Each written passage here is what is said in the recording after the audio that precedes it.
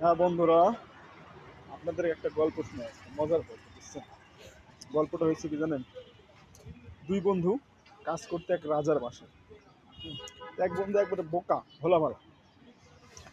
হে বন্ধুরে, রাজার একটা সুন্দরী মেয়ে আছে, সে দায়িত্ব দিয়েছে এবং রাত্রে ঘুমানো ওর সাথে দিয়েছে। কিন্তু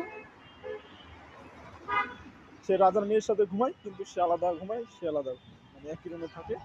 কিন্তু যে চালাক বন্ধু, তারা তো দুই বন্ধু। এই চালাক বন্ধু আরেকটা সেক্টরে থাকে, মানে অন্য সাইডে থাকে। এখন এই চালাক বন্ধু কইতাছে, ক্যারে তুই রাজার মেয়ের সাথে থাকিস, এ তো অনেক মনে, কিন্তু কিন্তু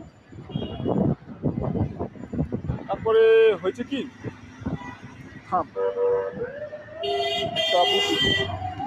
তারপরে ওই পাগল বন্ধুকে বুঝাইছে, ঠিক আছে, যে কবি, যে রাজার মেয়ের গালে একটা শুয়ের ফুড়া দিতে, আর ওর বন্ধু হলো সাপের ওঝা, ঠিক আছে। এখন তো বিষ তোলা লাগবে। এখন কি করছে, রাত্রে ঘুমানোর পরে রাজার মেয়ে সেই ঘুম, আরে বোকা বন্ধু করছে, রাজার মেয়ের গালে একটা সুইয়ের ফুটা দিয়েছে, দুইটা দিয়ে রক্ত বের করছে। এখন চারিদিকে তো তোলপাড়, এই রাজার মেয়েকে সামনে কাপড়াইছে, সাপে কাপড়াইছে। এখন কি করা যায়? এখন এর বন্ধু তো শিখাই দিয়েছে, ওই বোকাটা, আর চালাক বন্ধু, যে হচ্ছে কি যে রাজার মেয়ে, আর ওই বন্ধু সাপের ওঝা, বিষ একজন। এখন শালা কি করছে, এত উপায় নাই, বিষ ওই রাত্রে নামাইতে হবে।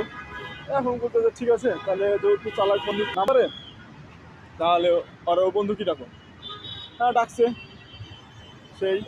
এখন তো এই সুযোগ পাইছে যে না, এখন তুষার বাহানা করে রাজার মেয়ে তো চালাক বন্ধুটা কিস করলই, মানে বুঝতে পারছেন কতটা। এখন বোকা এই পোলা কইতাছে, কে রে, আমি থাকি, আমি কিছু করলাম না, অথচ আমার চালাক বন্ধু এটা করলো, থাম। এবার কি করছে, পরবর্তীতে বোকা বন্ধু কি করছে, এরও সাপে কামড় দিচ্ছে। সাপে কামড় দিয়ে না, হে নুনুর আগায় দুটা ফুটি করছে। এখন তোলপাড় শুরু হয়ে গেছে, যে বিষ নামাবে কে, বিষ নামাবে কে। আর ওর চালাক বন্ধু, আর ওর চালাক বন্ধু ধরে নিয়ে এসছে। এখন সবার সামনে তো করার দরকার নাই, আর দুই তিনজন ছিল একটা রুমে, হে চালাক বন্ধুকে এখন চুষতে লাগাই দিছে। তাহলে বুঝেন, তো অতি চালাকি করতে হয় না, বুঝছেন। এই জন্য বোকা বন্ধুটাও কিন্তু এর জায়গা মতন ধরে দিয়েছে। কেমন হয়েছে গল্পটা?